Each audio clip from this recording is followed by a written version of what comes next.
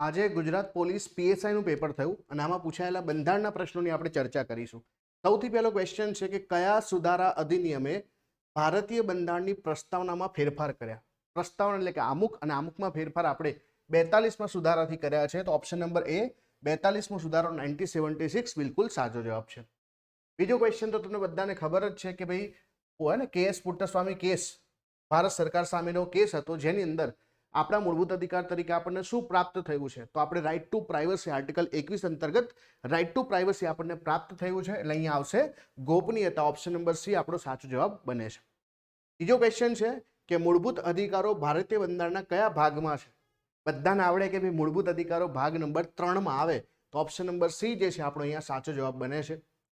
ભારતનું બંધારણ તેની અંતિમ સત્તા કોની પાસેથી મેળવે છે? તો વી ધ પીપલ ઓફ ઇન્ડિયા, આવું ચોખ્ખું આપણે આમુખમાં લખ્યું છે. એટલે અલ્ટિમેટ સત્તા જે છે ભારતની પ્રજા પાસે છે. તો ઓપ્શન નંબર એ જે છે આપણો સાચો જવાબ બને છે. પછીનો ક્વેશ્ચન છે કે આર્ટિકલ 19 હેઠળ મૂળભૂત અધિકાર કોને આપવામાં આવે છે? તો આપણે જાણીએ છીએ કે આર્ટિકલ 15, 16, 19, 29 અને 30 આટલા અધિકારો ફક્ત ને ફક્ત ભારતના નાગરિકોને જ પ્રાપ્ત થાય છે. તો અહીંયા શું આવશે?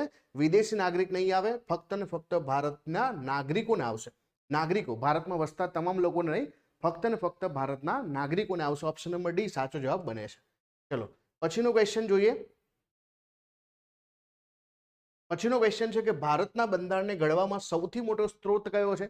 તો ભારતના બંધારણનો સૌથી મોટો સ્ત્રોત કે જેમાં 70% બંધારણ ક્યાંક ને ક્યાંક આ જ સ્ત્રોતથી પ્રેરિત છે, એ છે ભારત સરકાર અધિનિયમ 1935. તો ભારત સરકાર અધિનિયમ 1935 ઓપ્શન નંબર બી જે છે સાચો જવાબ બને છે.